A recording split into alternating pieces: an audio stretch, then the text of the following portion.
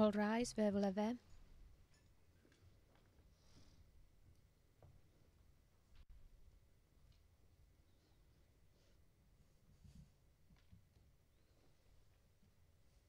Please be seated. Veuillez vous asseoir.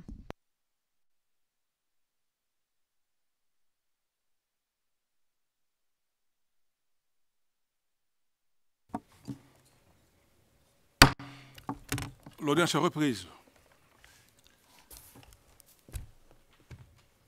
Comme prévu, la parole est à la défense pour les plaidoiries finales. Maître Taylor. Maître Taylor, merci beaucoup. Monsieur le Président, Mesdames les juges, lors de ma déclaration liminaire en juillet de l'année dernière, j'avais commencé par faire le portrait de Monsieur Alassane, qui il était avant, pendant et après les événements qui font l'objet des charges. Mais aujourd'hui, plutôt que d'utiliser mes propos, je vais en fait parler avec les voix des témoins à charge pour vous montrer et démontrer pourquoi la personne qui se trouve derrière moi, M. Alassane Aziz, ne devrait pas être dans ce prétoire. Le témoin P654, un notable Songhai local, a décrit M. Alassane comme une petite sardine et non pas un dirigeant dans Sardine. Il a également dit que M. Alassane était timide, pacifique et sympathique. Un dépanneur qui travaillait pour rétablir les services à Tombouctou a dit à ce témoin: c'est une bonne chose que vous ayez un type comme cela pour nous faciliter les choses. Le témoin P150, un témoin de l'accusation, a fait référence à M. Alassane comme étant un homme honnête, direct et franc, qui était aimé par la population. Il a convenu que Alassane était quelqu'un qui aidait les gens, quelqu'un qui voulait protéger sa communauté. Le témoin P65, un autre témoin de l'accusation, a décrit M. Alassane comme quelqu'un de non extrémiste, quelqu'un qui avait été incité par sa tribu à rejoindre en Sardine pour protéger la communauté locale. Et c'est justement ce qu'a fait M. Alassane. Il a protégé la communauté locale et les gens parlait et disait à quel point M. Alassane avait été positif.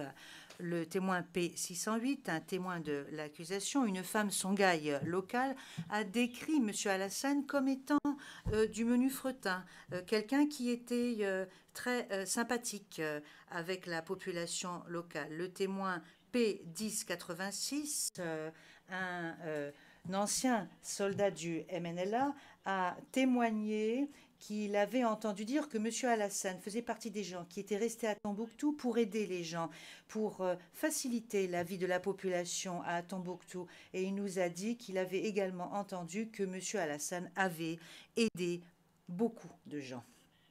Vous avez entendu une pléthore d'exemples concrets indiquant comment M. Alassane avait aidé la population locale. Mais ce que vous n'avez pas entendu, ce sont des éléments de preuve indiquant que M. Alassane leur avait porté du tort, avait porté du tort aux victimes alléguées des incidents qui font l'objet des charges.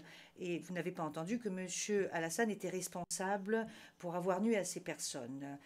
Pour reprendre les propos du témoin P608, je ne considère pas qu'il était responsable des actes qui l'ont amené ici. Et ce qui est de surcroît, je ne l'ai pas identifié ou je n'ai pas entendu des personnes parler de quelque chose qu'il avait fait personnellement. Et c'est cela, le chaînon qui manque, le lien entre la connaissance, l'intention et les actes de M. Alassane et la commission des incidents visés par les charges qui forment la seule base pour votre jugement. Aujourd'hui, je vais vous montrer que pour chacun des mois de la période couverte par les charges, l'accusation n'a pas su démontrer au-delà de tout doute raisonnable qu'il existe un lien établissant la culpabilité entre M. Alassane et les incidents qui font l'objet de charges.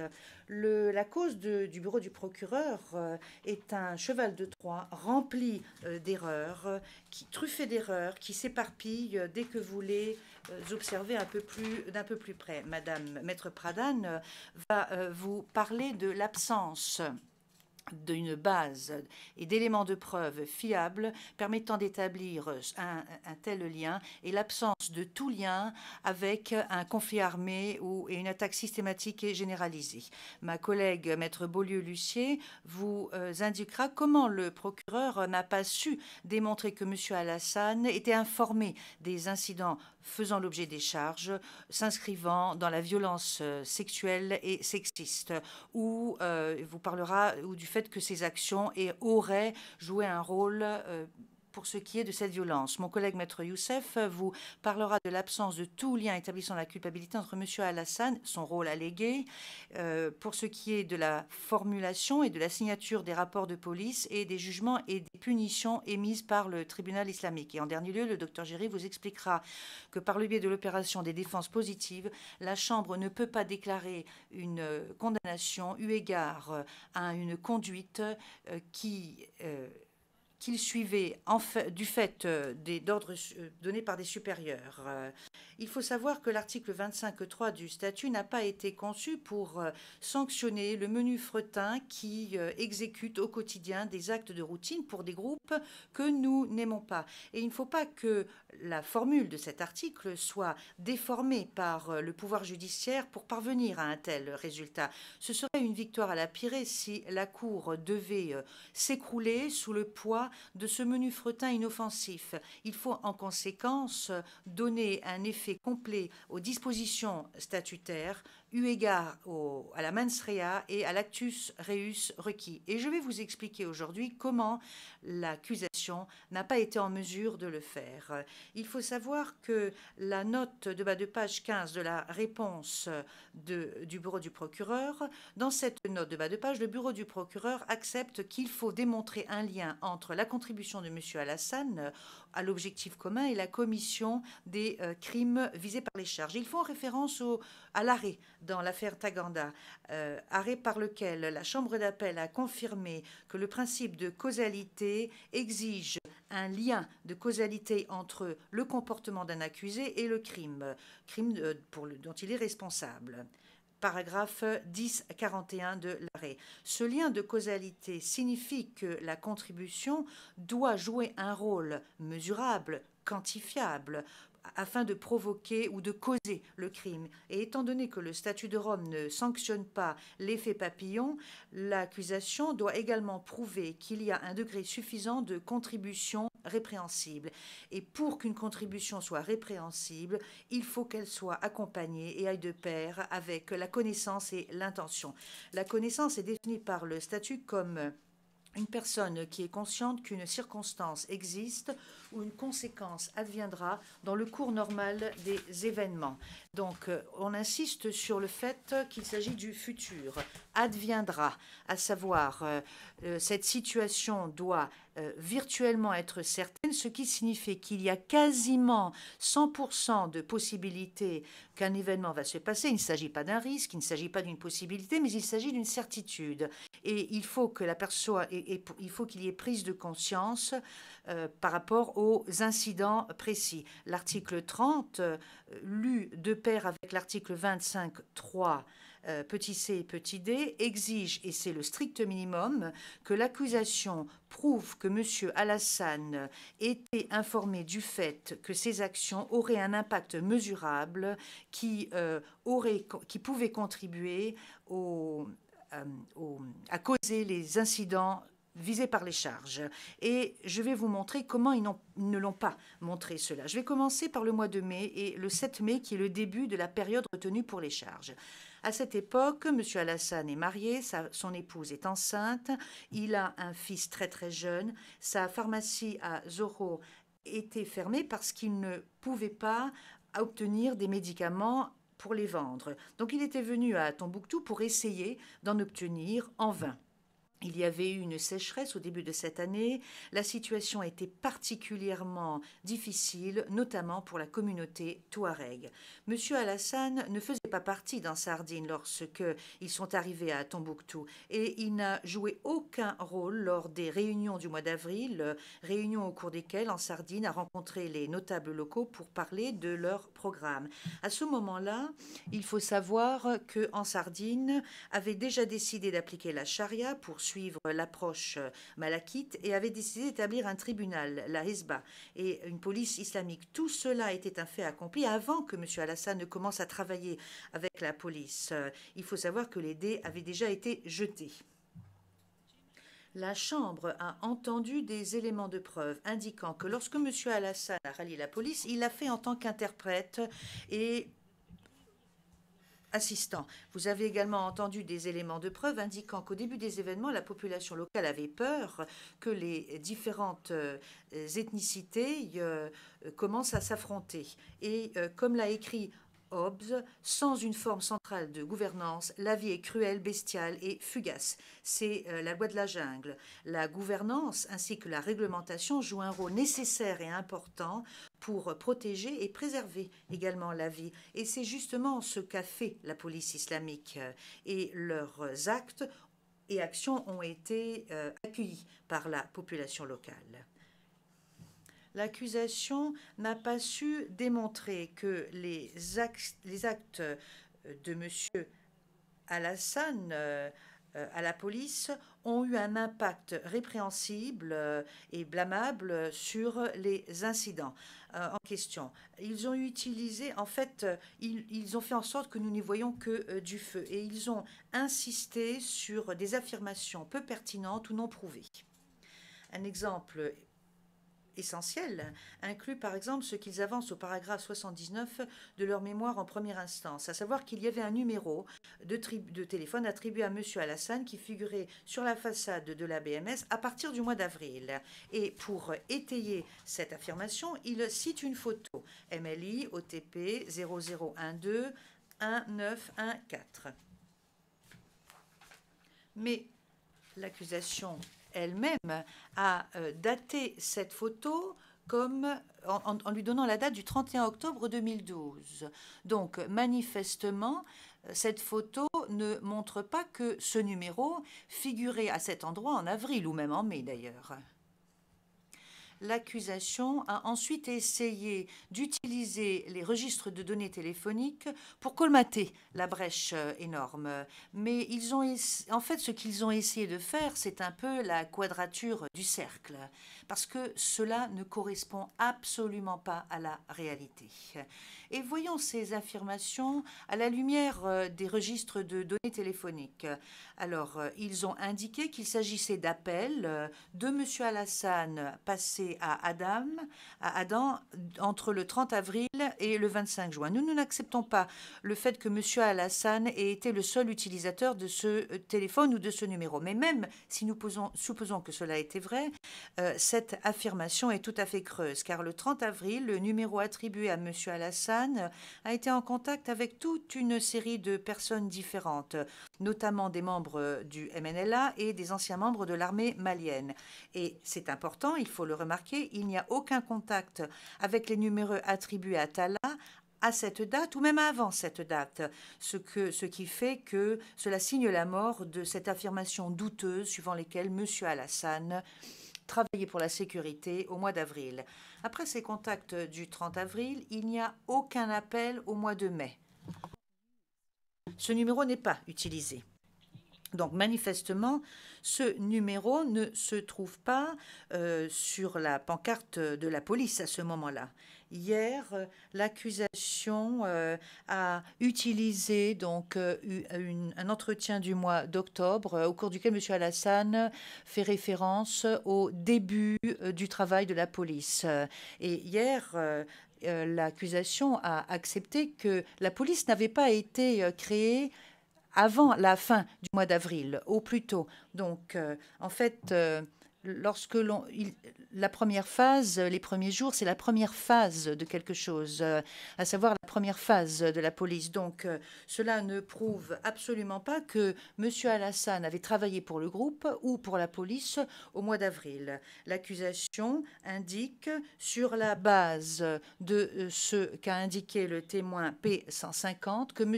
Alassane aurait joué un rôle lors du dispersement de la manifestation. Et en fait, il faut savoir qu'il n'y a aucun élément de preuve fiable au sujet de la date et du contexte de cette manifestation. Le témoin P654 a témoigné qu'effectivement, une manifestation a eu lieu quelques semaines après le coup d'État, une manifestation contre la junte militaire de Bamako, et il y avait en fait des pancartes indiquant « Sanogo dégage ». Le témoin P65 a témoigné que lorsqu'il est arrivé pour la première fois à Tombouctou, il a vu une marche de protestation et on lui a dit que les gens demandaient à Ansardine de rester parce qu'ils préféraient Ansardine au MNLA. Alors qu'il s'agisse de la même manifestation ou non, il n'y a aucun élément de preuve fiable indiquant que M. Alassane a participé à une telle manifestation ou qu'il l'ait fait en tant que membre de la police islamique. Il n'y a aucun lien qui a été établi entre les mesures qui ont été prises pour protéger les locaux et pour éviter la violence et la commission des crimes visés par les charges. Hier, l'accusation a une fois de plus essayé de vous convaincre que la photo d'un document qui établit que M. Alassane travaillait pour la police islamique le 7 mai. Et je vais vous expliquer pourquoi cet argument est absolument défectueux. Premièrement, il faut savoir que le document à proprement parler n'a aucune date. Il s'agit d'un grief déposé par un local contre d'autres locaux qui avaient jeté des pierres sur sa femme enceinte. Il n'y a absolument rien qui lie la teneur de ce document au mois de mai. Deuxièmement, l'accusation a essayé de s'appuyer sur un carnet, mais cela ne montre pas que ce grief a été enregistré le 7 mai ou avant. En fait, cela montre plutôt que le grief en question ou la plainte a été enregistrée plus tard cette année-là. Dans ce carnet, il y a une page qui porte la date du 7 mai et qui donne la liste des membres du tribunal. Et à la page suivante, il y a donc une table des matières pour tous les jugements qui sont inclus dans ce carnet. Mais cette table des matières présente des affaires qui ont été entendues jusqu'au mois de novembre et non pas juste jusqu'au 7 mai. Et l'on peut voir dans ce carnet qu'il y a l'affaire relative à la femme enceinte qui a été entendue par le tribunal entre les mois de septembre et de novembre. Et vous pouvez le voir en consultant la page 0001 7398. Vous avez un jugement qui porte la date du 21 septembre 2012. Puis à la page suivante, à savoir la page 7399, nous avons les notes qui portent sur l'affaire de la femme enceinte décédée. Et à la page suivante, 7401, nous avons un jugement en date du 9 novembre 2012. Monsieur le Président, Mesdames les juges, le lien fait défaut. Il n'y a aucun lien entre cette affaire, entre ce document et ce qui a été entendu plus tard et avec la date du 7 mai. Le procureur a établi un lien tout à fait arbitraire entre un élément et un autre sans aucune base. Et cela est très révélateur de leur approche par rapport aux éléments de preuve et de leur approche par rapport aux charges. Ensuite, l'accusation essaie de nous expliquer que M. Alassane faisait partie de la police au mois de mai, et cela sur la base des éléments de preuve émanant du témoin P114. Il s'agirait d'une réunion, d'une rencontre avec M. Alassane qui aurait eu lieu le 19 mai 2012 et un jugement en date du 21 mai. Mais une fois de plus, les liens font défaut parce que lorsque le témoin P114 a témoigné après avoir prêté serment, il a dit de façon très explicite qu'il ne se souvenait pas de la date de cette réunion alléguée. Et donc, donc c'est là que tout s'écroule dès le premier obstacle. Vous avez ensuite le jugement du 21 mai, mais là encore, il n'y a pas de lien parce que le témoin P114 décrit comment il voit des Touaregs qui parlent à des Tamasheks. Vous avez le jugement du 21 mai qui a trait à Ould Mohamed Lamine, Khalid Ould Imidat, Zeim El Abidine, Bou Bakar Ould Imid, Issa Ould Ould et El Radi. Il s'agit de noms arabes et les Arabes et les Touaregs ne sont pas les mêmes. Ce jugement ne prouve aucun lien avec le récit du témoin P114. Il faut savoir que le récit du témoin P114 pêche par manque de crédibilité. Lorsqu'il a témoigné, P114 n'a pas été en mesure d'identifier Al-Hassan. Il n'était même pas sûr de son appartenance ethnique. Lorsqu'il a été interrogé pour la première fois par l'accusation, il n'a pas mentionné le fait qu'il avait rencontré M. Al-Hassan. Lorsqu'on lui a demandé, alors qu'il avait prêté serment, pourquoi il n'avait pas mentionné son interaction avec M. Al-Hassan précédemment, il a indiqué que c'est parce qu'il ne connaissait pas le nom de la personne qu'il avait rencontrée, cela lui avait échappé parce qu'il s'agissait d'une rencontre insignifiante. P114 ne s'est souvenu de ce nom qu'il ne connaissait pas seulement après avoir consulté des informations au sujet de cette affaire sur Internet après l'arrestation de M. Al-Hassan et après avoir entendu les allégations du procureur à l'encontre de M. Al-Hassan. P114 a également changé sa déposition pour attribuer à M. Al-Hassan le titre de commissaire de police, même si précédemment il avait indiqué au procureur qu'il s'agissait de Adam.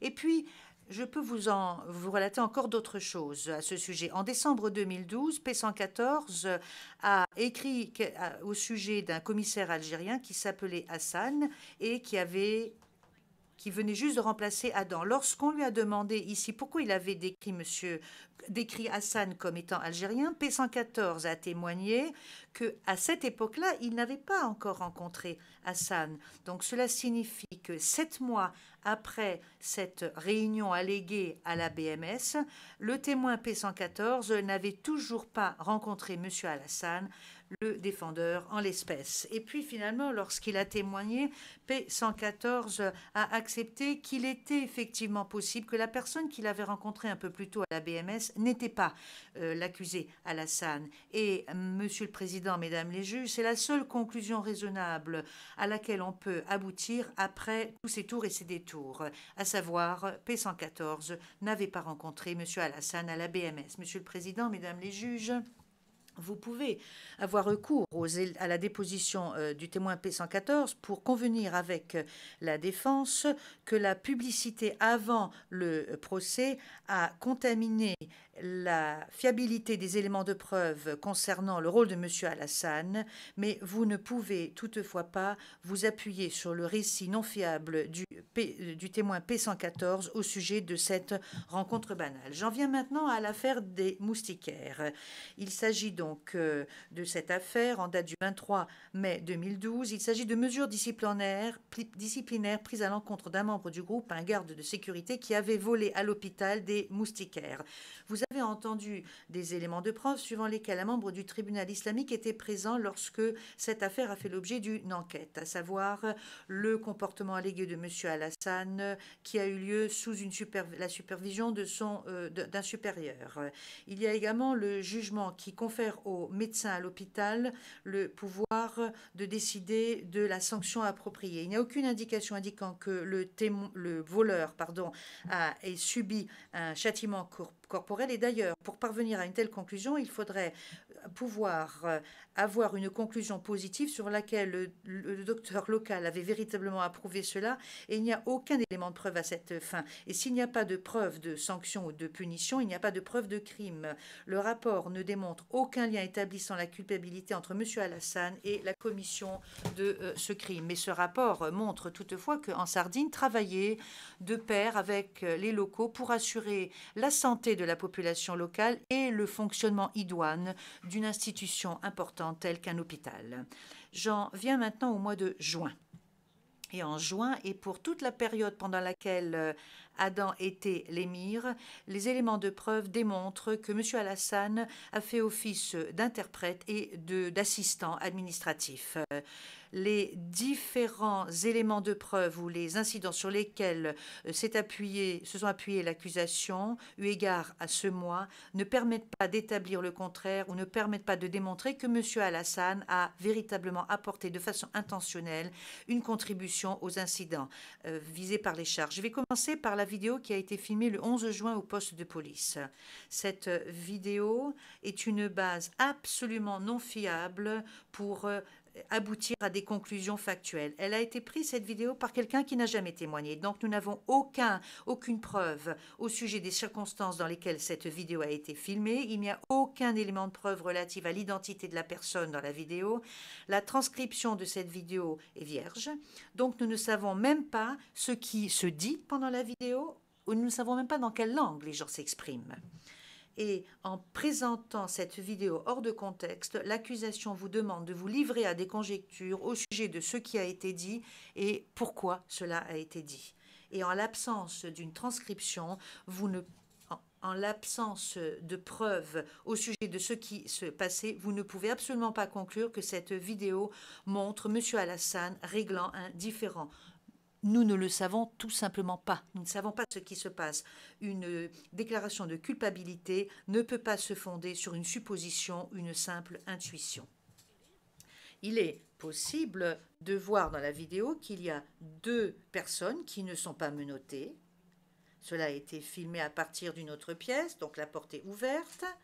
Et la personne qui serait M. Alassane n'est pas armée, donc il ne s'agit pas d'une arrestation.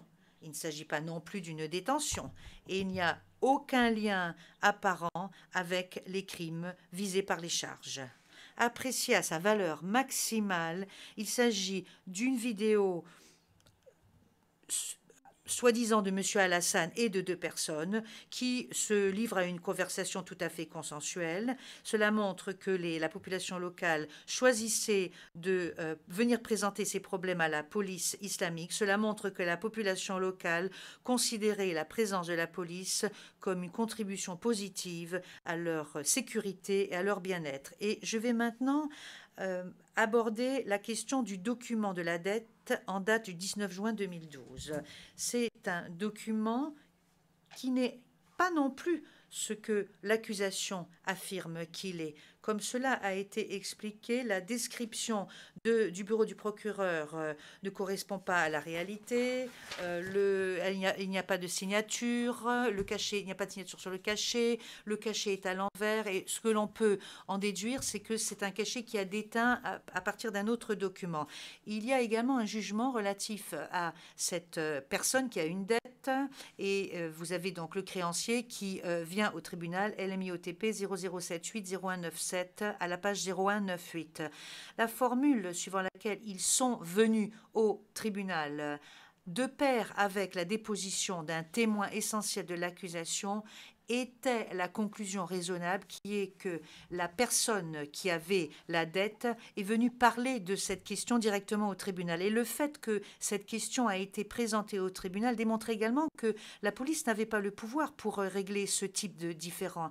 Prise à sa valeur maximale, ce document de dette indique tout simplement que nous avons 2 personnes qui ont été témoins d'un accord contractuel. Il s'agissait de repayer une dette et lorsque la personne qui avait fait la dette n'a pas pu payer, le créancier est allé se présenter au tribunal. Le tribunal a ensuite approuvé un plan de repaiement entre le plaignant et la personne qui avait la dette. Document MLI OTP 0078 0476. Monsieur le Président, Mesdames les juges, ce document de la dette ne prouve aucun lien établissant la culpabilité entre M. Alassane et les crimes qui sont énoncés au statut de Rome. Prise à sa valeur maximale, ce document montre toutefois le système du droit islamique qui est utilisé pour régler des différends d'une façon à éviter la violence et de la même façon que cela a été fait avant, pendant et après l'année 2012. J'en viens maintenant aux événements du 20 juin. Il s'agit donc de la flagellation de 2 personnes sur la place Sankoré. Le procureur n'a présenté aucune preuve suivant laquelle M. Alassane a joué un rôle dans les circonstances qui ont abouti à cet événement ou à l'exécution de cet événement. Il n'y a aucun lien établissant la culpabilité entre lui et l'incident visé par les charges. Les charges confirmées ont indiqué qu'il avait joué un rôle dans le cadre de cet événement, mais c'est une affirmation qui n'est absolument pas étayée par les éléments de preuve et elle ne correspond pas non plus aux exigences préconisées par l'article 25.3 petit d. L'accusation s'est appuyée sur 3 vidéos pour étayer ces allégations, mais il n'y a aucune qui montre M. Alassane jouant un rôle pour ce qui est de la sécurité ou apportant une contribution coupable aux flagellations. La première vidéo est le document MLI-OTP 0018-0285. Alors, il est allégué que la personne est M. Alassane et on la voit en un clin d'œil. Et en fait, vous pourriez la rater, cette personne. Il s'agit d'un caméo. La vidéo a 15 secondes. Et après la 5e seconde, la personne qui serait M. Alassane peut être vue pendant moins d'une seconde. Cette personne ne marche pas en direction de la personne qui est flagellée. La personne ne se trouve pas face à la population locale. Elle n'a pas d'armes. Elle n'a aucun moyen pour assurer la sécurité. En fait, ces actes relèvent d'un non sequitur. Il n'y a aucun lien entre ces actions et les actions des personnes qui exécutent la flagellation. La deuxième vidéo, qui se termine par les chiffres 0252 à 18 secondes. On voit des personnes locales qui sont assises par terre et la personne qui serait M. Alassane est également assise dans le sable. Et c'est tout ce que nous voyons pendant 5 secondes. Il ne marche pas, il ne parle à personne, il est tout simplement assis dans le sable. Ce n'est pas la pose de quelqu'un qui assure la sécurité, c'est la pose d'un kidam qui se trouve là, quelqu'un dont la présence n'a absolument aucun impact mesurable sur les actions qui sont en train de se dérouler. La troisième vidéo est un documentaire français de France 2 sous le règne des islamistes. Et vous avez entendu des éléments de preuve suivant lesquels ce documentaire a été édité pour diaboliser les islamistes. Et ma collègue Maître Pradhan en parlera. Mais il s'agit d'une cour. Nous ne devrions pas nous appuyer sur des fake news. Mais hier, c'est justement ce qu'a essayé de vous faire croire l'accusation. Premièrement, ils ont fait une capture d'écran de M. Alassane avec la main en disant que c'est ce qu'ils avançaient, qu'il essayait de dissimuler son visage. Mais si vous regardez la vidéo, vous voyez très clairement à 2 minutes 5 qu'il ne dissimule pas son visage, mais qu'en fait il fait un signe amical à un journaliste. Et ce qui est extrêmement important, c'est qu'ils indiquent que vous avez la bande sonore du documentaire. On entend quelqu'un dire en français « arrête, arrête », et ils nous disent que c'est ce que M. Alassane a entendu. La bande sonore en question. Là, nous avons donc une femme qui crie cela. Cela a été fabriqué et apposé après donc que le film a été fait sans consulter la personne qui a filmé cela. Et ce qui est encore pire, c'est que l'accusation savait que la bande sonore était défectueuse. Et ils le savent parce que nous avons à maintes reprises présenté des objections et vous pouvez le voir dans la note de pas de page 61, dépôt d'écriture 1808. Monsieur le Président, Mesdames les juges, faites en sorte que cet élément de preuve complètement fabriqué embrume vos esprits. Lorsque vous entendez donc cela diffusé, lorsque vous l'avez entendu avec le témoin P150, ce que vous aviez entendu, c'est la voix de Radouane, la voix d'un homme qui dit « c'est fini, c'est fini ».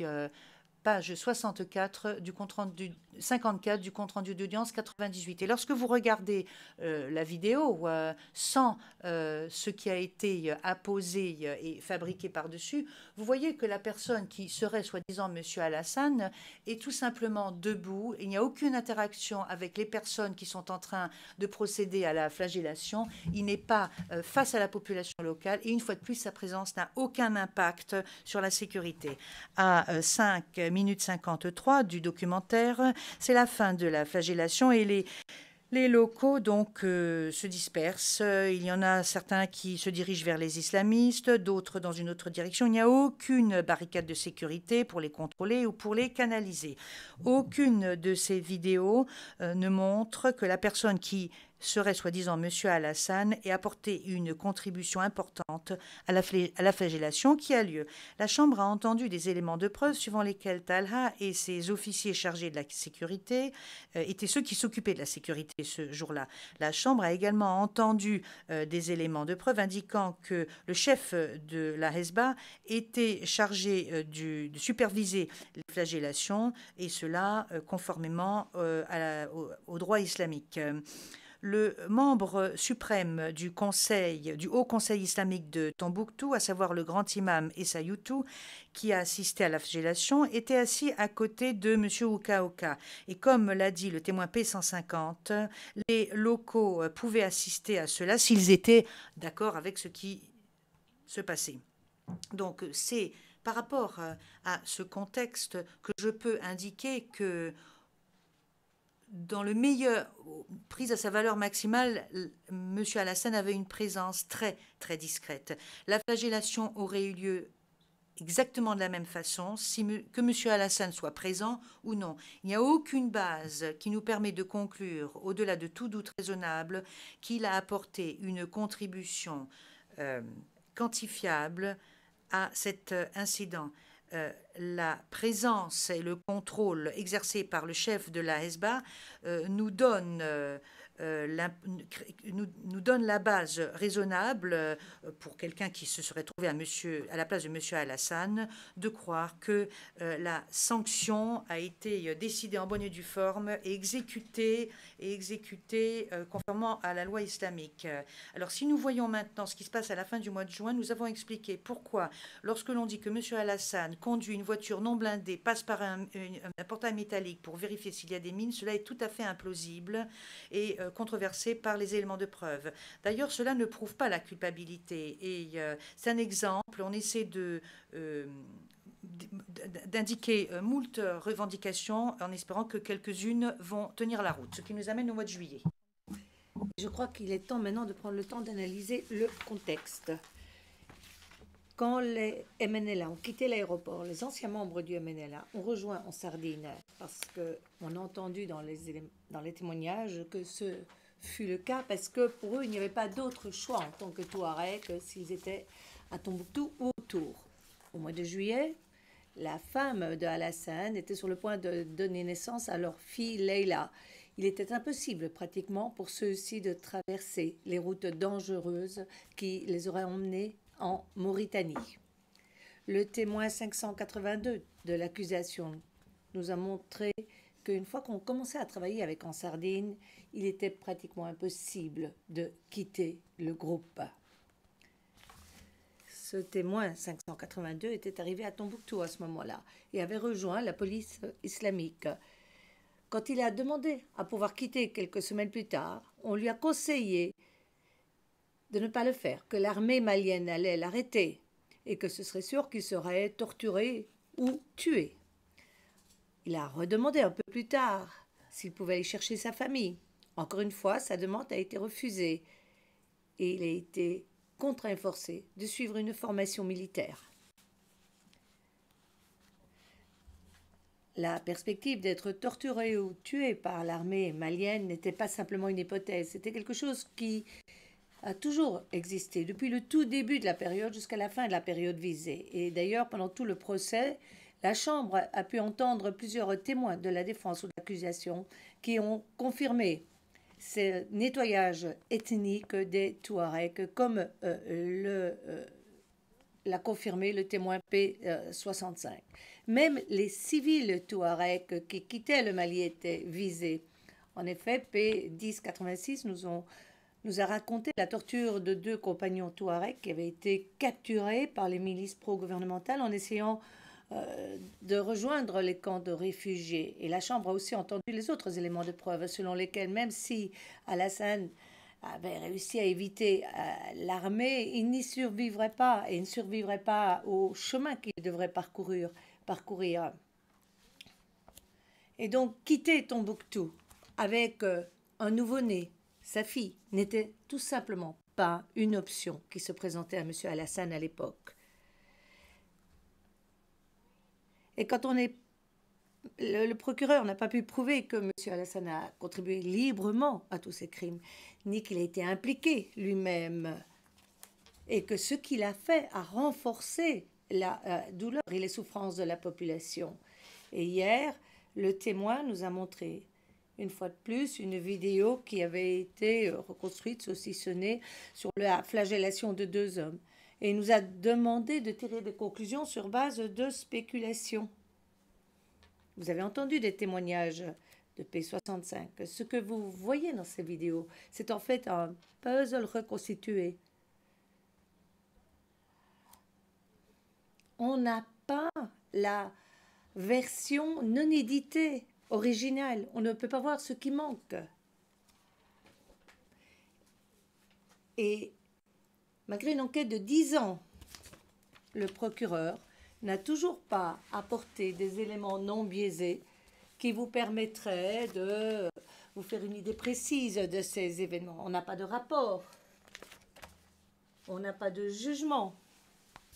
Et le procureur n'a toujours pas confirmé les noms des personnes qui ont subi ces flagellations. Et donc, il n'y a pas de base pour établir s'il s'agissait de civils ou d'islamistes ou de personnes qui avaient elles-mêmes accepté la charia. Et quand on voit la description de cette flagellation dans son carnet, le P4 semble décrire cet événement comme étant quelque chose qui a été monté de toutes pièces. Il écrit, les journalistes d'Al Jazeera sont sortis, ont organisé tout cela pour montrer que la charia était appliquée. Et P4 ajoute que ces 2 personnes avaient reçu une somme significative, 50 000 CFA. C'est ce qu'on trouve à la page, dans son livre, dans son carnet, à la page 678.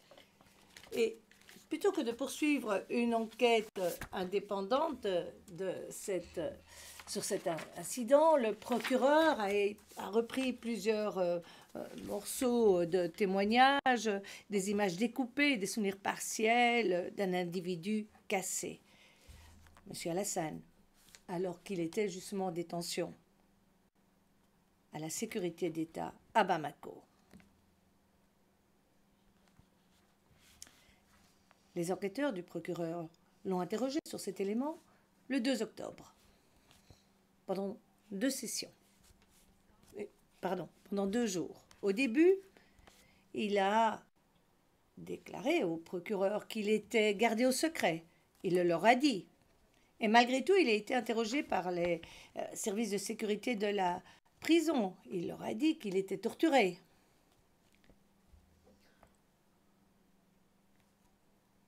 Et Alassane leur a demandé, vu son état psychologique, parce qu'il ne fonctionnait pas normalement, vu qu'il n'avait pas de droit, il leur a demandé si, et on peut se demander si c'est vraiment légitime et légal d'être interviewé et interrogé dans ces conditions. Les procureurs lui ont répondu que oui. Les juges connaissaient sa condition et avaient accepté l'interrogatoire. Alors, si on passe à la 2e journée de cet interrogatoire, c'est le 6 octobre. C'est la 4e séance, ça a commencé à 14 heures. Et à la fin, il est tellement désespéré. Il supplie le procureur pour qu'il intervienne et qu'il puisse être transféré dans une autre prison légale dans le cadre du ministère de la Justice, mais ça a été refusé. Ils lui disent qu'il n'a pas de droit de demander ce genre de choses. Et c'est sur cette session d'interrogatoire que le procureur se fonde.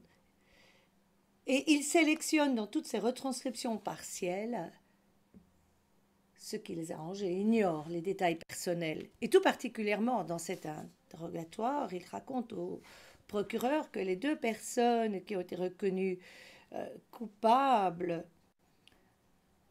c'était pour ivresse sur la voie publique, et ils avaient été condamnés, et ils avaient été punis dans le cadre d'une houdoud. Il n'y avait pas d'éléments de preuve selon lesquels M. Alassane aurait joué un rôle ni dans l'arrestation ni dans la procédure au tribunal. Il leur a aussi dit qu'ils avaient été désignés par l'émir de la police à Boudar. Celui-ci avait demandé l'exécution de l'ordonnance du tribunal. Et comme le docteur Guéry va expliquer, il était inimaginable que quelqu'un dans la position d'Alassane puisse refuser d'exécuter une telle ordonnance. Et quand on voit la scène de la punition à Boudar, là, c'est lui qui représente Adama, qui est son adjoint. Et nous avons entendu les éléments de preuve selon lesquels Abou Jar, un associé d'Abou Zaïd, est là de façon à exécuter l'ordonnance rendue par le tribunal. Et si Alassane n'avait pas été sur place, quelqu'un d'autre l'aurait remplacé. Et les individus ont été punis dans l'esprit de la charia en utilisant une technique qui a été pensée et conçue pour éviter toute souffrance excessive. Il n'y a pas d'éléments de preuve que ceux-ci auraient subi des blessures. La punition corporelle pour consommation d'alcool est pratiquée dans plusieurs juridictions islamiques et non islamiques. Aussi, ce n'est pas illégal dans ce cas-ci pour quelqu'un du milieu d'Alassane. Et si l'on prend le rouage suivant dans le mauvais plan du procureur, on voit qu'il se fonde sur ce que raconte P4 et Alassane à la BMS le 11 juillet, où M. Alassane serait un adjoint. Et l'on voit qu'en fait, quand il était là, il agissait comme interprète. Et d'ailleurs, dans son témoignage, P4 confirme qu'il a utilisé Alassane comme interprète, et tout particulièrement entre le français et le songhai, qui sont les langues que parlait P4.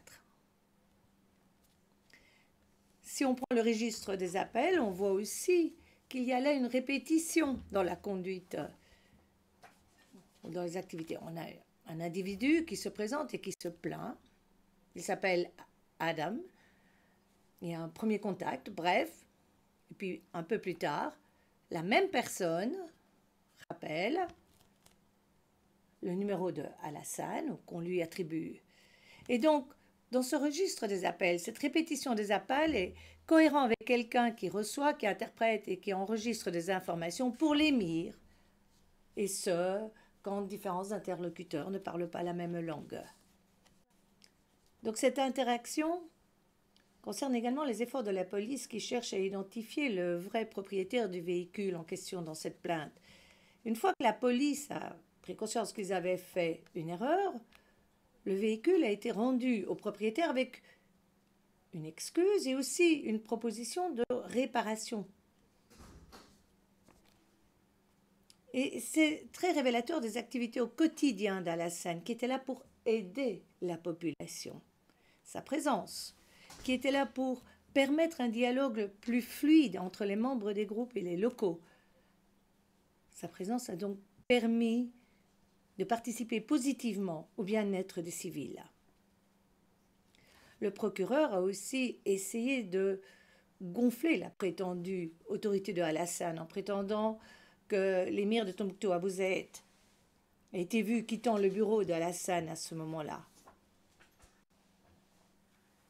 D'abord, ce n'est pas ce que P4 dit, ni écrit. Il a écrit que Abou Zaïd avait quitté le bureau du commissaire et quand il a témoigné, il a confirmé que c'était Adam. Ensuite, on ne sait pas pourquoi il était là, ni ce qu'il faisait. Peut-être qu'il était venu payer une amende pour le parking. Mais voilà, cette allégation ne prouve rien, absolument rien.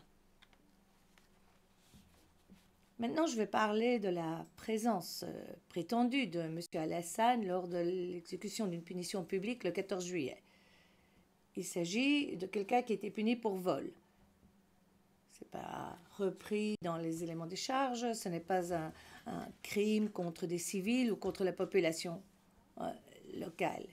On prétend qu'il est là, mais cela permet de faire prétendre qu'il agissait sous contrainte. Et vous verrez sur cette vidéo que c'est simplement un détail de l'histoire sans importance, je dirais. C'est quelqu'un qui suit des ordres, pas qui les donne.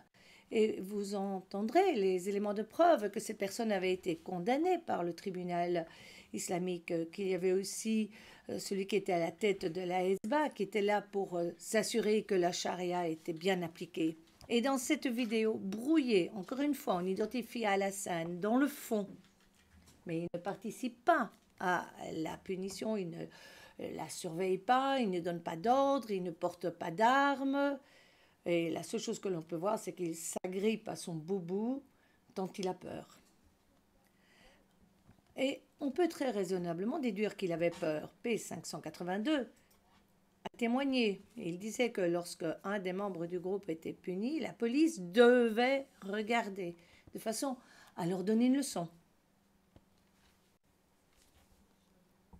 Cette vidéo ne nous prouve pas que Alassane avait le pouvoir de participer de manière coupable à ce qui se passait, mais il savait qu'il serait puni sévèrement s'il ne suivait pas les ordres reçus de ses supérieurs. Je passe maintenant au rapport du 16 juillet. Il s'agit ici d'un individu qui a été identifié comme étant occupé à vendre des articles de contrebande. Après 8 années d'enquête, 3 années de procès, voilà ce que le procureur n'a pas réussi à établir. D'abord, ils n'ont présenté aucun élément de preuve quant à qui est cette personne. De plus, il n'y a aucun lien entre cette arrestation et M. Alassane. Deuxièmement, à part ces interviews de Alassane, le procureur n'a pas pu présenter d'éléments de preuve sur qui aurait interrogé cette personne-là. Et le rapport lui-même ne précise pas que ces personnes aient été arrêtées, interrogées ou torturées par les membres de la police islamique. Et il n'y a également aucune indication que, en fait, ce rapport avait été vu et il n'y a pas de conclusion raisonnable. Ou plutôt, la conclusion raisonnable, c'est que le rapport a été préparé après et pas pendant l'interrogatoire. Il n'y a aucune description de faits ou d'allégation de faits sur ce qui avait été fait à cette personne pendant l'interrogatoire. Et donc, vous ne pourriez pas ici conclure qu'il a réellement été interrogé de telle manière à ce qu'on satisfasse aux critères de torture. Il n'y a tout simplement pas assez d'éléments factuels pour établir le lien entre cet interrogatoire et la responsabilité personnelle de M. Alassane. Et ce lien absent n'est pas à trouver non plus dans les déclarations de M. Alassane. Il a été interrogé sur ce rapport, alors qu'il montrait déjà des signes de détresse psychologique et déficience mentale. Et son témoignage ne montre pas qu'il ait participé de manière coupable. Les enquêteurs du procureur ont interrogé M. Alassane sur ce rapport le 8 décembre 2017 et le 16 janvier 2018. Et je vais prendre chacune de ces dates l'une après l'autre. Je commence par le 8 décembre. À ce moment-là, M. Alassane était au secret depuis 8 mois, dans la cellule numéro 6, une cellule partagée avec 20 autres personnes. Et la Chambre a entendu les éléments de preuve, selon lesquels les carrelages au sol mesuraient à peu près 1/3 d'un mètre, et chaque personne avait 1,5 carreau pour lui. Ils étaient désespérés. D'ailleurs, les détenus ont organisé une protestation en tapant sur les portes et les gardes ont réagi très brutalement. La Chambre a entendu les éléments de preuve selon lesquels chacune de ces personnes a été emmenée, sortie de la cellule, en ce compris Alassane, couché sur le ventre, fouetté avec un fouet et des bâtons. Et un témoin a vu les ecchymoses sur le corps d'Alassane par la suite, et tout particulièrement sur ses fesses. Ils n'avaient déjà pas beaucoup à manger. À ce moment-là, on a même encore réduit leur ration à un tiers de ce qu'ils avaient à l'origine pendant 3 jours. Et les gardes ont refusé de vider les seaux qui servaient de toilette pendant 3 jours. Alors vous imaginez, nous avons un homme qui a été battu, qui porte des ecchymoses, qui se retrouve dans un espace tellement restreint, la taille d'une feuille A3, cette taille-ci, affamé, accablé par la puanteur de l'urine et des excréments. C'était ça l'expérience d'Alassane, c'était ça ses conditions, avant qu'il ne soit interrogé par le procureur au mois de décembre. Et quand M. Alassane aborde la question de ce qui s'est passé avec le procureur, ils ont répondu « ça n'a rien à voir ». On lui a donné du paracétamol, mais les interrogatoires ont continué. Les enquêteurs ont présenté le rapport du 16 juillet à Alassane et l'ont interrogé en essayant de le coincer. Pendant l'interrogatoire, Alassane a raconté aux enquêteurs qu'il ne sait pas comment ce suspect a été interrogé. Il leur dit que l'interrogatoire n'a pas eu lieu au poste de police et qu'il ne sait pas où cet interrogatoire a eu lieu. Il exprime également sa conviction que le suspect a été condamné pour lui à 2 mois de prison et puis qu'il aurait été libéré et qu'il n'a jamais été fouetté. Et puis le procureur l'interroge à nouveau le 16 janvier 2018. Et au début de l'interrogatoire, Alassane dit « J'ai une toute petite demande ». Il explique qu'il est tombé malade, qu'il est épuisé psychologiquement. Et l'interprète décrit cela comme une dépression. Il a mal à la tête, il a de la fièvre et il a mal aux dents. Et il n'a reçu aucun médicament. Or, à l'époque, il était encore au secret, il était encore dans cette cellule numéro 6, comme une sardine dans une boîte.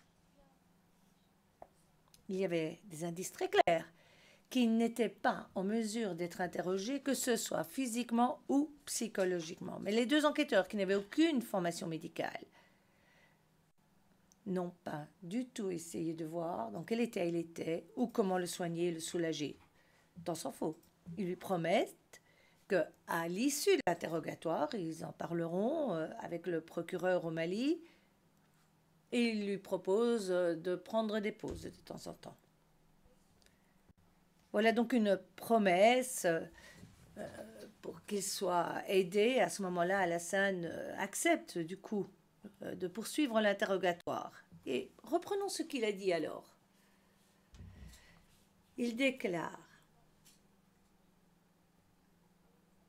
que ce type d'interrogatoire, ce n'était pas à lui de les mener. C'est quelque chose dont il entendait parler. Donc, il n'était pas là, il n'y participait pas. Et quand le procureur lui pose des questions de suivi, il répète qu'il ne sait pas comment ces interrogatoires se déroulent. Et il dit aussi au procureur que ce genre d'interrogatoire ne pouvait être imposé, ordonné que par le tribunal islamique. Et c'est cohérent. Nous avons ici quelqu'un qui témoigne que si ce genre d'interrogatoire avait eu lieu, ça aurait été autorisé par le tribunal dans les principes de la charia. Et c'est ce qu'on retrouve à la retranscription T95, page 140. Alassane déclare aussi au procureur que si quelqu'un avait été torturé ou menacé d'être torturé et n'avait pas donné de confession, eh bien, d'après ce que lui comprenait, il serait libéré. Et voilà ce que la Chambre pourrait conclure de ce que Alassane a dit? 1. Alassane n'était pas présent et n'a pas participé aux interrogatoires où les suspects ont été torturés. Deuxièmement, pour lui, une personne qui avait été torturée et qui ne passait pas la confession serait libérée par le tribunal. Et donc, au moment où le rapport a été écrit, Alassane n'avait aucune connaissance, n'avait en tous les cas aucune connaissance que la personne allait être soumise à d'autres traitements qui revenaient à être un crime. Et troisièmement, Alassane pensait qu'après 2 semaines de détention, la personne serait libérée. Et donc, ceci nous montre que M. Alassane n'avait aucune connaissance et n'était pas impliqué dans la flagellation de ces personnes. Et on n'a pas pu prouver que cette flagellation ait eu lieu. Mais maintenant, qu'est-ce que la Chambre ne peut pas conclure sur base de cet interrogatoire? Même si on ne croit pas ce que prétend M. Alassane qui n'a pas participé à l'interrogatoire, il n'y a aucun élément de preuve de quelque témoin que ce soit qui ait eu connaissance de cet interrogatoire. On a ce que Alassane raconte ou rien du tout. Vous ne pouvez pas ne pas croire une hypothèse, puis directement croire une autre hypothèse quand celle-ci est infondée. Ce n'est pas ça la charge de la preuve. Et là, je renvoie la Chambre à ce que nous avons en note en bas de page 245 dans nos écritures pour la confirmation des charges, nos écritures référence 394, où nous faisons référence au TPY, le jugement en appel Nobilo, au paragraphe 47. Et finalement, la police n'avait pas le droit de ne pas rédiger de rapport, puisque nous avons ici quelque chose de grave, un délit Wood, et le rapport aurait sans doute été écrit et transmis, que ce soit en présence ou en absence de M. Alassane. Et le fait que dans ce rapport, nous avons le mauvais traitement d'un suspect, nous montre que plus que probablement, le suspect a probablement été libéré ou a été soigné. Donc, de toute façon, la prétendue implication de Alassane dans ces actes est diminuée de ce fait. Et en tous les cas, n'augmente pas le préjudice subi par le suspect. Passons au mois d'août. Dans son mémoire en clôture, le procureur prétend que jusqu'au mois d'août et pendant le mois d'août, Alassane a continué toutes ses activités. Ils font référence à un rapport sur un vol qu'il a signé, disent-ils. Un rapport sur l'arrestation d'une personne qui commettait des actes de sabotage contre les sociétés de distribution d'eau et d'électricité à Kabara. Et c'est ce qui entraînait beaucoup de préjudice pour la population locale. Mais on ne sait pas qui et quand, où on les a arrêtés. Le rapport fait la description de ce vol comme étant un vol de propriété publique. La peine de Hutt ne s'applique pas à ce genre de délit. Il n'y a pas d'élément de preuve quant au jugement qui a été rendu. Monsieur Alassane semble avoir rédigé ce rapport, dit-on, ou l'avoir signé, mais cela ne prouve pas pour autant qu'il était impliqué ou qu'il ait contribué à la commission de ces crimes. Et par la suite, le procureur se fonde également sur ce que la police a pris dans son rapport sur Halima Samak en date du 28 août 2012. Mais nous n'avons aucun élément de preuve selon lequel ce document serait réellement un rapport de police.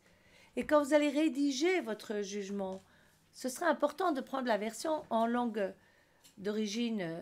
Il n'y a ni cachet, ni signature sur le document d'origine. Quand on a justement présenté ce document et on a interrogé sur l'écriture, le P150 a déclaré ne pas reconnaître l'écriture. C'est ce qu'on a à la retranscription 98, page 21. Le jugement irréférent ne parle pas non plus de la police, tout au contraire. Il semblerait que c'est une affaire qui a été amenée par Abdallah Karb au tribunal. Et c'est cohérent avec ce que nous savons déjà, à savoir que les membres locaux pouvaient très bien introduire des plaintes directes auprès du tribunal. Donc il n'y a aucun lien entre cet incident et la police. Il n'y a absolument aucun lien avec M. Al-Hassan. Et donc il n'y a ici aucune base pour une condamnation. Prenons le mois de septembre. Le procureur se fonde sur des notes rédigées par une personne qui n'a pas témoigné et faisant référence à une réunion menée par une autre personne qui n'a pas témoigné non plus. Quant au contenu de la réunion, le niveau de spécificité des questions abordées, tout ça reste très vague. Ce n'est pas connu. Même l'identité des agents n'est pas connue. Alors, c'est vrai que les notes sont datées, le 9 septembre, mais on ne sait pas quand la réunion a eu lieu.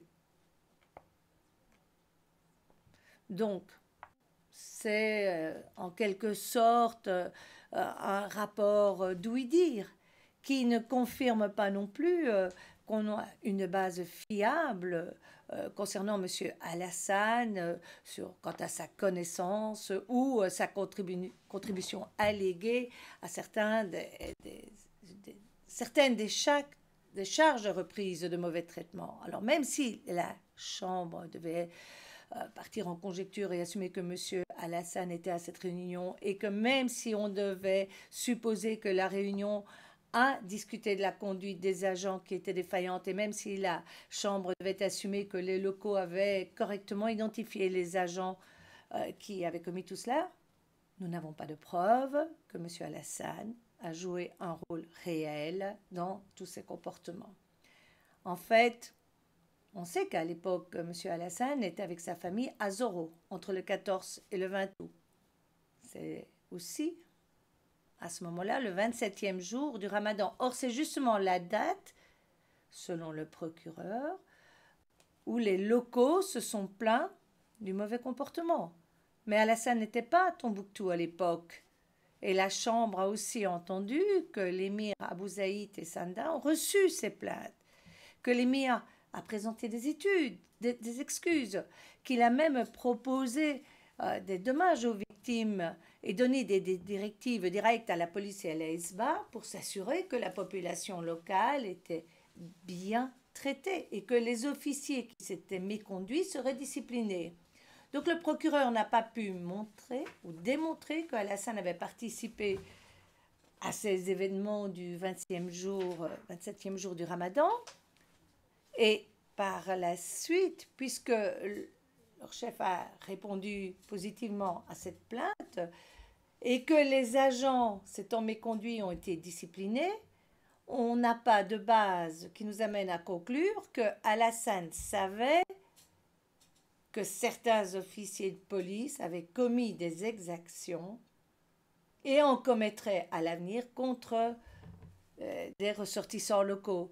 Et ça, Monsieur le Président, nous n'avons aucun élément de preuve que la police islamique avait commis des abus suite à cet événement. Donc une fois de plus, il nous manque le lien.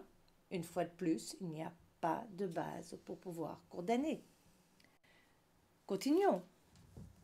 Le bureau du procureur fait référence aux actions alléguées de M. Al-Hassan lors de la signature d'une convocation pour qu'il se présente à la police islamique. C'est une convocation qui ne porte pas sur un incident que nous avons, mais qui montre malgré tout que des personnes, des témoins étaient parfois devaient se présenter à la police simplement parce qu'ils y étaient convoqués sur papier, pas par la force.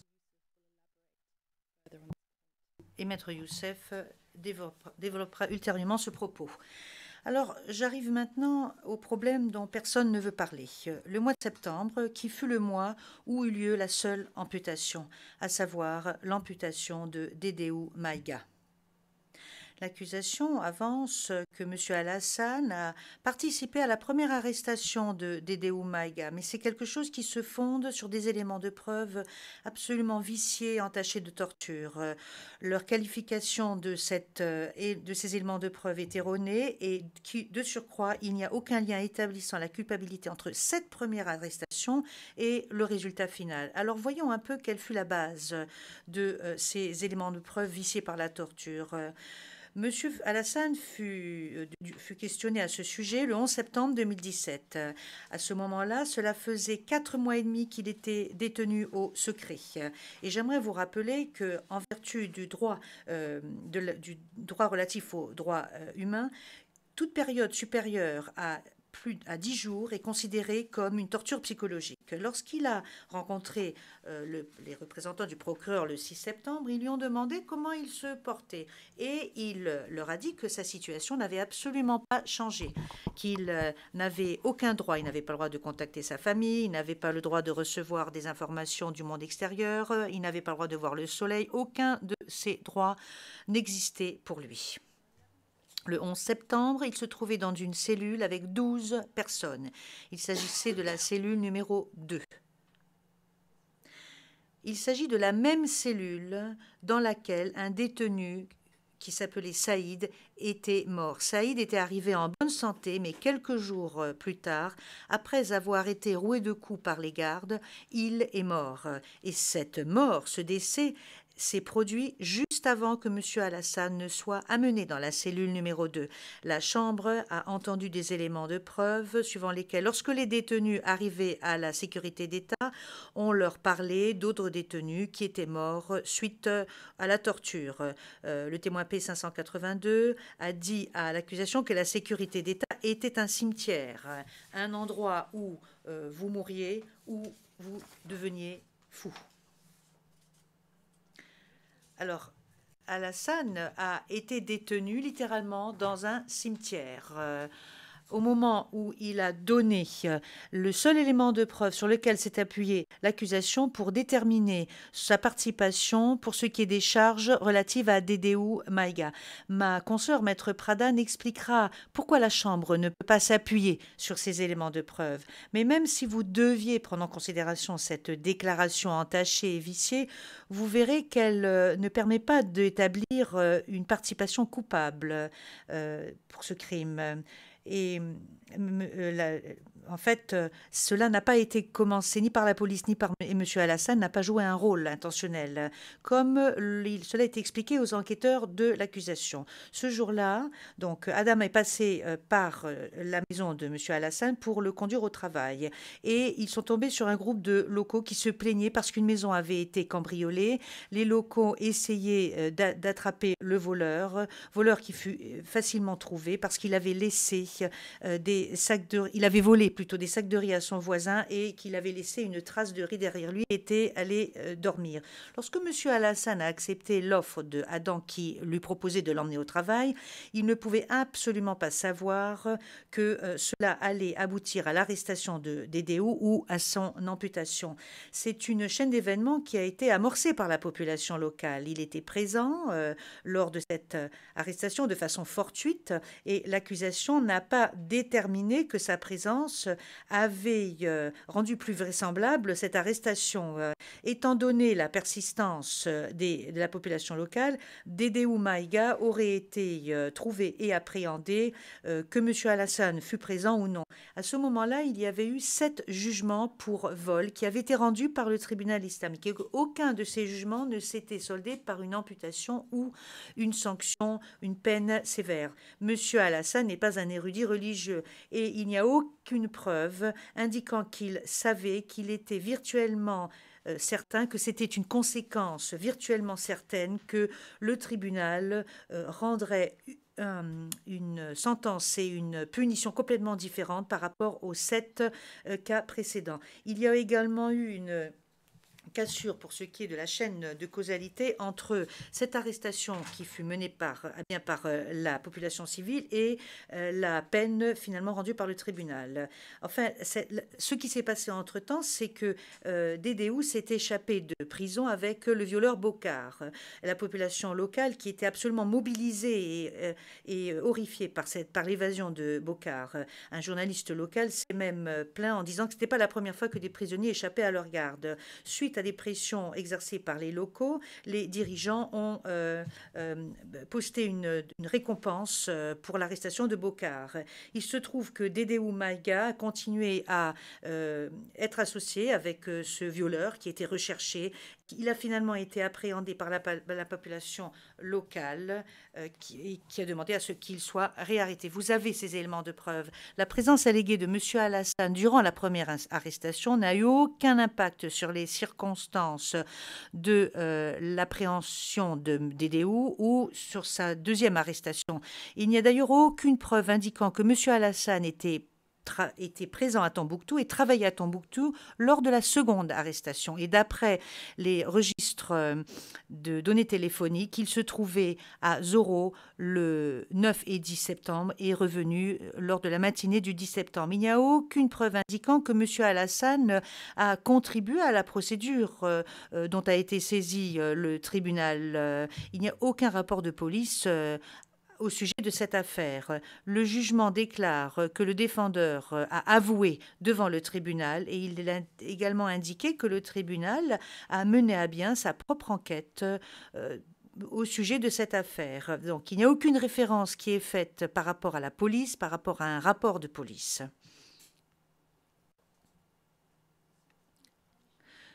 La punition, la sanction n'établit aucun lien prouvé avec M. Alassane. Il n'était pas présent et le procureur n'a pas prouvé qu'il avait joué un rôle pour ce qui est de l'organisation ou de l'exécution. Donc, dans le mémoire en clôture du bureau du procureur, il est indiqué que Adam et d'autres membres de la police étaient présents. Mais c'est une affirmation qui n'est pas correcte et qui n'est pas fiable. Il faut savoir, premièrement, que Adam n'était pas membre de la police à ce moment-là. Deuxièmement, la référence qui est faite à d'autres membres de la police qui étaient présents se fonde sur le témoignage de P654 qui a identifié seulement une personne sur la vidéo.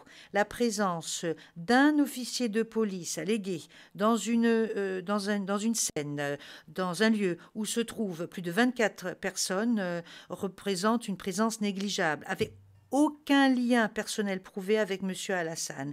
Il y a également des raisons de croire et de conclure que P654 s'est trompé lorsqu'il a avancé ce qu'il avait vu. Cette vidéo fait partie de toute une série de vidéos qui apparemment auraient été tournées le même jour. Et je vous renvoie au compte-rendu d'audience 128, page 85. Lorsqu'une vidéo de cette série de vidéos a été montrée au témoin de l'accusation P150, il a indiqué qu'il s'est reconnu sur la vidéo. P150 a également témoigné que ces images avaient été filmées le jour de l'exécution de Moussa. Il ne s'agit pas de l'amputation. Donc, compte-rendu d'audience 89, page 128. Alors, on ne peut pas avoir ces deux vérités.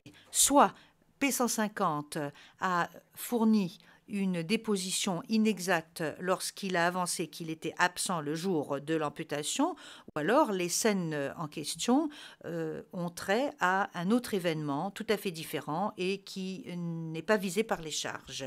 Il faut savoir qu'il n'y a pas eu d'amputation après cette amputation.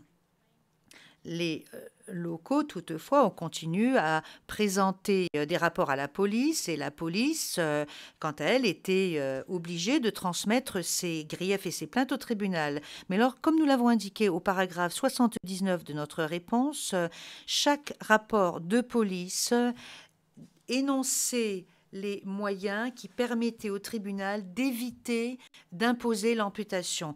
Le témoin P582 a expliqué, et cela ne fut pas fortuit, que la police ne se ralliait pas à cette forme de sanction et essayait de formuler les informations de façon à respecter des critères pour qu'il n'y ait pas d'amputation. P582 a donné l'exemple de quelqu'un qui avait été accusé de vol d'armes.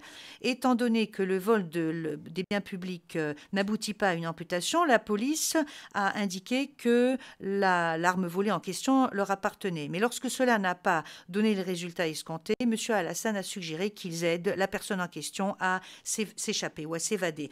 Alors certes, l'accusation a essayé de minimiser les efforts considérables déployés par M. Alassane pour aider la population locale en indiquant qu'il a seulement aidé cette personne parce que cette personne était membre du groupe. Mais c'est une affirmation qui ne correspond absolument pas à la réalité ou aux éléments de preuve en l'espèce. La Chambre dispose d'éléments de preuve émanant de P582 indiquant que lorsque M. Alassane a suggéré que lorsque P582 allait interpréter pour la population locale, il devrait interpréter de telle façon à aider ou à favoriser les locaux par rapport au groupe. La Chambre a également entendu de la bouche du témoin D605 comment M. Alassane a aidé un local à obtenir une peine réduite en apportant la preuve que techniquement c'était un esclave.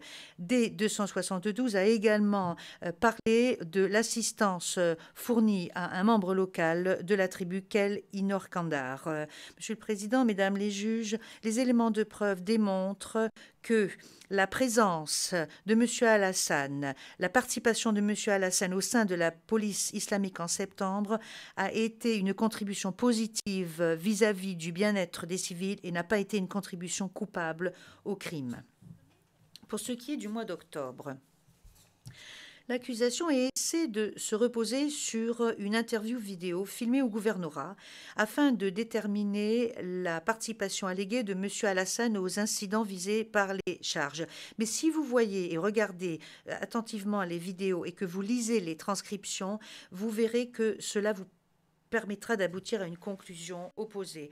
La vidéo fait partie d'une série de vidéos. Et alors que le rapport du bureau du procureur du témoin P75 déclare que la vidéo dont les derniers chiffres sont 3710 a été filmée le 5 octobre, le rapport indique que les vidéos associées qui se terminent par les chiffres suivants 3712, 3714 et 3716 ont été filmées le 6 octobre vers 10h59, 11h50 et 11h58.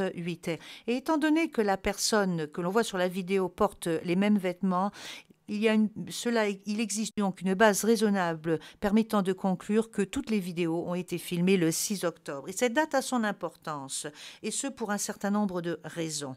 Notamment, et je commencerai premièrement par la vidéo qui a été filmée le 5 octobre, donc la vidéo dont les 4 derniers chiffres sont 3724. Lorsque vous regardez et vous écoutez la dite vidéo, vous voyez le réalisateur de la vidéo en question qui se trouvait à l'extérieur du gouvernorat, qui voulait absolument avoir une interview. Il tombe sur Sanda, il parle des questions qu'ils ont rédigées et la personne les personnes mentionnent le bureau de presse et un nom, Ahmed.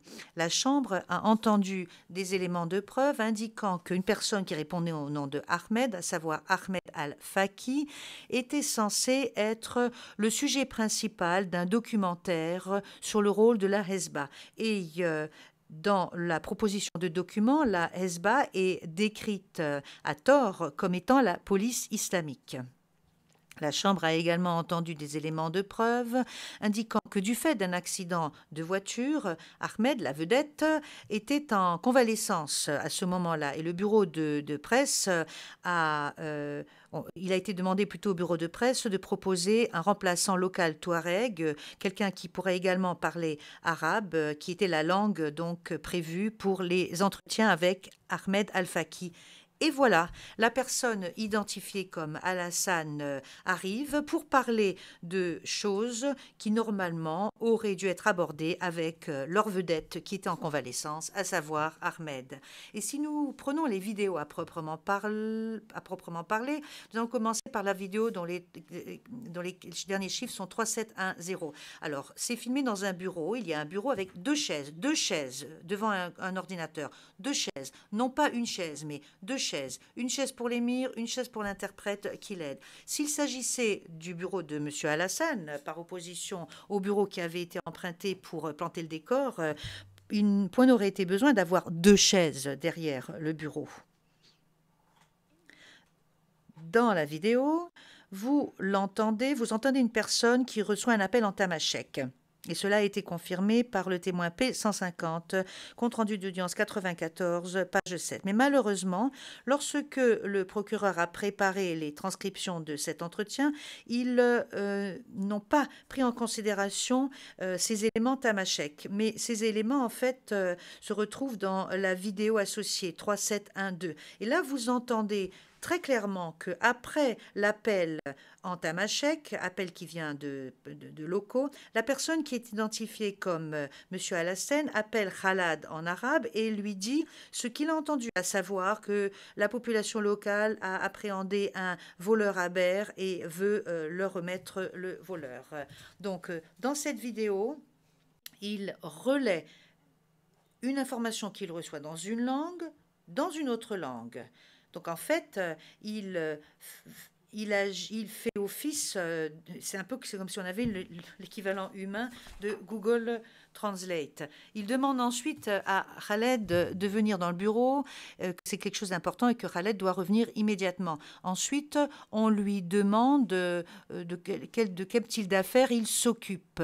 Et il répond, en général, il s'agit de problèmes sociaux, de litiges entre voisins, ce genre de choses, du genre de litiges que les locaux eux-mêmes leur présentaient. Et cela est essentiel. Il déclare que la police n'a pas le pouvoir de prendre des décisions au sujet de ce type de problème, qu'ils étaient obligés de s'en remettre au tribunal et d'envoyer ces affaires au tribunal. Et dans la vidéo associée, 3710, il déclare qui plus est que le groupe travaillait de pair avec les imams locaux et les érudits religieux locaux. Donc, et qu'il s'agissait d'une coopération parfaite entre eux.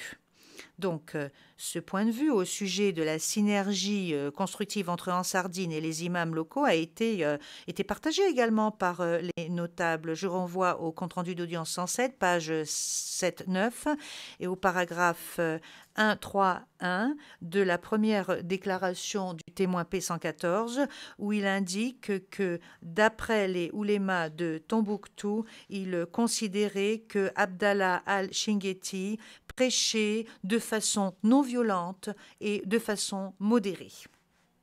Monsieur le Président, Mesdames les juges, si vous choisissez de vous appuyer sur ces vidéos, même si la personne qui a filmé n'a pas témoigné, même si vous n'avez pas tout le contexte, voilà quelles sont les conclusions auxquelles vous pourrez aboutir. Premièrement, des affaires de vol étaient présentées par les locaux à la police, ce qui démontre que la population locale soutenait ou était d'accord avec l'existence de la police et l'existence d'un système de maintien de l'ordre. Deuxièmement, lorsque ces affaires étaient présentées à la police, M. Alassane n'était pas en mesure, n'était pas à même de gérer ces affaires lui-même. Il n'était ni l'émir, il ne pouvait pas pratiquer comme l'émir. Et cette conclusion est corroborée par P582 qui a indiqué que M. Alassane avait refusé de prendre des décisions lorsque Khaled n'était pas présent. Troisièmement, il est raisonnable de conclure que l'essentiel du travail de la police portait sur des problèmes sociaux qui leur étaient présentés par les locaux, ce qui démontre que la population locale soutenait le travail effectué par la police. Hier, le bureau du procureur vous a dit que les règles étaient mises en vigueur par la violence et par les menaces, alors que là, vous voyez le contraire. Les locaux qui choisissaient de leur plein gré de venir présenter des problèmes à la police. Et le fait que la police se pencher sur de tels problèmes sociaux et civils démontre qu'il n'y avait aucun lien entre le travail quotidien de M. Alassane et le conflit armé allégué. Quatrièmement, la police n'avait pas le pouvoir de prendre des décisions ou de décider à ce sujet. Lorsque les locaux, de leur plein gré, venaient présenter ces problèmes à la police faisait office de boîte aux lettres, en quelque sorte. Ils recevaient les griefs et les transmettaient au tribunal. Et cinquièmement, la personne identifiée comme M. Alassane exprime l'idée que le groupe travaillait en toute collaboration avec les notables et les dirigeants ou les chefs religieux locaux, ce qui montre que M. Alassane n'a pas contribué de façon intentionnelle à un système qu'il connaissait comme étant contraire aux valeurs locales ou aux souhaits locaux. Monsieur le Président, je vois l'heure qu'il est. Qu'en pensez-vous? 13h01. Je pense qu'il est temps pour nous interrompre. Nous allons donc suspendre l'audience pour la pause déjeuner et nous reprendrons à 14h30 comme d'habitude. L'audience est suspendue. All rise, veuve lever.